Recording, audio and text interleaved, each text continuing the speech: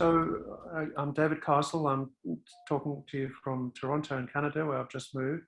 And I'm really pleased to be able to do this presentation because it offered me an opportunity to go back and think over the last 20 years around work I've been doing with a lot of colleagues, including colleagues in your part of the world now, around how to empower people with complex disorders, notably mental health problems and other related physical and other problems, to manage their life better and be more in control and establish self-efficacy.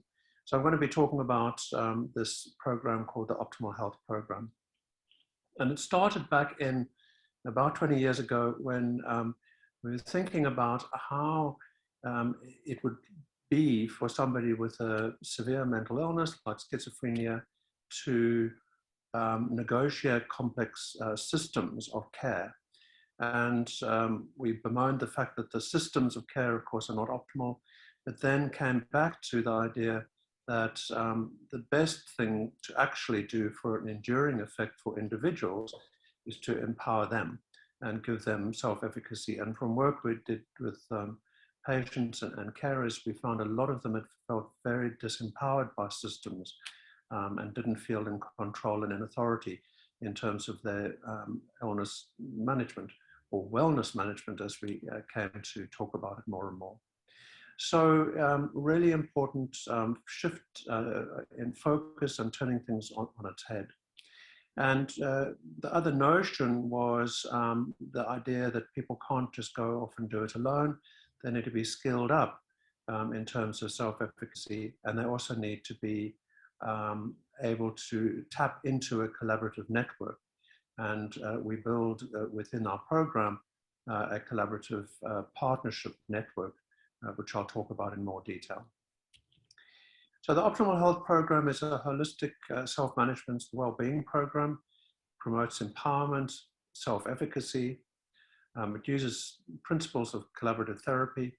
The original construct was of 8 one-hour roughly sessions, which could be group-based or individually, plus boosters. We've now modified this so that you can do it in about 5 sessions if you need to, but it's highly flexible. And the idea was to be able to deliver this wherever the person was and in whatever combination of group and individual that you liked. We did a lot of work around the imagery and the metaphors of growth and also of driving a car on the road of life. And I'll share that with you shortly. But you can see here an example of the workbook which we had in the session-based workbook. Our next step is to put a lot of this to e-enable it, digitalize it, and make it available in app form. So the idea is to learn to understand things within your own context, to build strategies, and then to go and use those strategies in true life context. So there's a lot of pragmatism about this. There's quite interesting debate about pragmatic trials, I should say, at the moment. But we thought that we really needed to reach people who are living in their true life contexts and build their self-efficacy.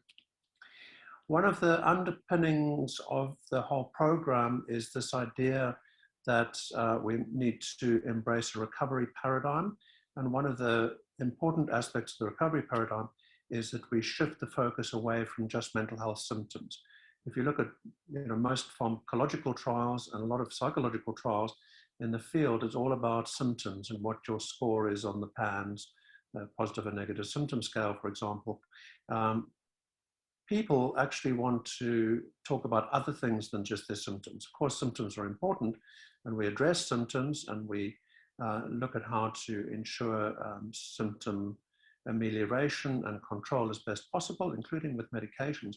But at the outset, we actually look much more broadly, and we use this optimal health wheel as an opportunity for the patient and the person conducting the sessions to scope the range of aspects of people's lives across physical, emotional, social, spiritual, which is really interesting, taps into a whole lot of things which you are often surprised about as a clinician, occupational, and then intellectual. And the health wheel, which is now a validated wheel, validated against other scales, has the virtue then of being integral to the actual program, and we revisit it from time to time throughout the course of the program. So it's integrated into the program, but also is a useful outcome measure. And this just gives an example of somebody's health wheel.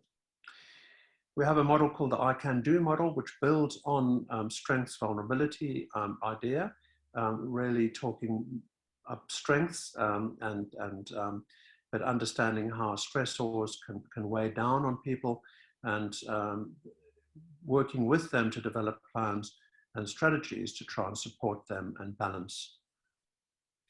We have a series of health plans. The idea of this is to have a strategic approach to how you respond to stress within different settings and different contexts.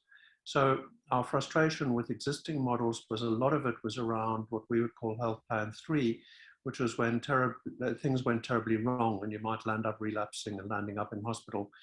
That is within the optimal health program, and we do have a plan around that. But actually the emphasis is on what we would call Health Plan 1, which is around keeping well. And I'm surprised in clinical practice how people don't really come and see you so much when they're doing really well. And I say to them, well, actually, it's the best time to come and see me, but when it's nice to see you when you're doing well. But it's almost more important that you are able to reflect with me about what it is which is keeping you well. So Health Plan 1 is very much about that. The metaphor we use is driving, maybe driving on a nice open road in nice sunshine. That's Health Plan 1. You're still doing things to keep yourself from going off the side of the road. You're checking your rearview mirror. You make sure you're putting good octane fuel in your car. That's the equivalent of good medication, by the way. You're not putting rubbish in your car fuel tank because, as would be the case if you were using illicit drugs or alcohol to excess. So these sorts of metaphors. Health Plan 2 then is about when you need a bit of extra help, and might be that it's a bumpy road with roadworks or bad weather or something. You need to continue to do the things you're doing in Health Plan 1, but a little bit of extra vigilance. You need to make sure you've got your anti-skid brake mechanism on. You need to make sure that your oil pressure is all right, and all of these sorts of things. And you can also bring in help, what we call collaborative partners, to assist you.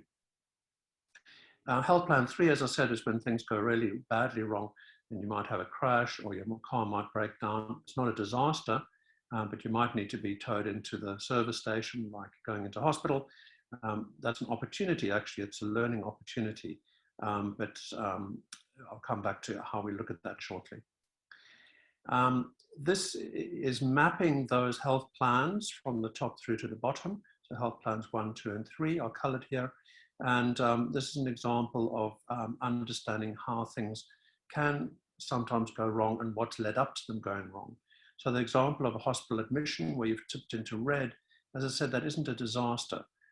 That's an opportunity. It's an opportunity to track back and look at what led up to that and look at what didn't work within your Health Plan 1 and 2 to prevent this episode of illness. So it's, as I said, a learning opportunity and a reflection within the longitudinal journey of the optimal health program. These are how the health plans map onto that. We also build in goal setting and looking at things which are really important for you, things you'd like to change, how confident you feel about that, and then strategizing around how to work with your own strategies to define change and to address change. As I said, we talked a lot about collaborative partners and strategies. This is called an eco map. We put the person at the center. We build a map of the people in their lives. Might not just be the people, there's a little dog in this, but you're able here to look at the relationships between you and other people. you can also establish gaps and build in gaps, and you can build in these collaborative partners and actually go to the collaborative partners themselves and afford them the opportunity to embrace the model. So it's a strategic model which is shared with everybody, so everybody's speaking the same language. This is not just the last 3 years, this is the last 20 years actually of OHP in practice. And again, very grateful to Chantal Ski, Dave Thompson and others for participating with this and really wanting to build things further with them. We've had a lot of people go through OHP, lots and lots of workshops. We've done this across Australia and also really pleasingly in other countries. So I should talk about that shortly. We've had substantial grant income, we've had a lot of outputs. And this is an opportunity just to look at how it worked in true life clinical practice, so pragmatic sort of trial, where we took 2 of the catchment areas in a place called Canberra, which happens to be the capital of Australia. People don't always realize that. It's quite a small little city. And 2 of the catchment areas were allocated to OHP, and 2 of the catchment areas carried on just usual care. And the OHP people within the OHP catchment areas improved in terms of their Health and Nation outcome scale, and also in terms of their life skills profile. And these persisted and actually improved further over a 12-month follow-up. A lot of people to acknowledge and also to just foreshadow how we took this forward. So we established this first in the area of mental health, but then decided in conjunction with Chantal, Dave Thompson, others, to address other disease areas. So we've now completed 3 large-scale randomized controlled trials: diabetes mellitus, types 1 and 2, by the way, stroke with carers, that was a dyadic approach, and also end-stage kidney disease. And pleasingly, the outcomes are looking really very favorable. So we are publishing all of these as we go forward. We've developed and tailored these for OHP. We're also developing now for inflammatory bowel disease. We've done 4 randomized control trials, 1 led by a colleague in Malaysia looking at diabetes, and I've just reviewed that manuscript and looking very favorable in terms of diabetes self-efficacy, which is our main outcome. We've built in a lot of student trainings, PhD scholarships and fellowships, and of course lots of publications. This is just when we first embraced this set of trials in 2016. This was the overall commentary, and the pleasing thing is that we've managed to deliver on these.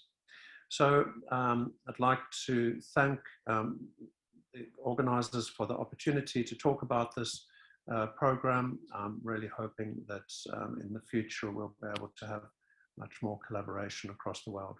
Thank you so much.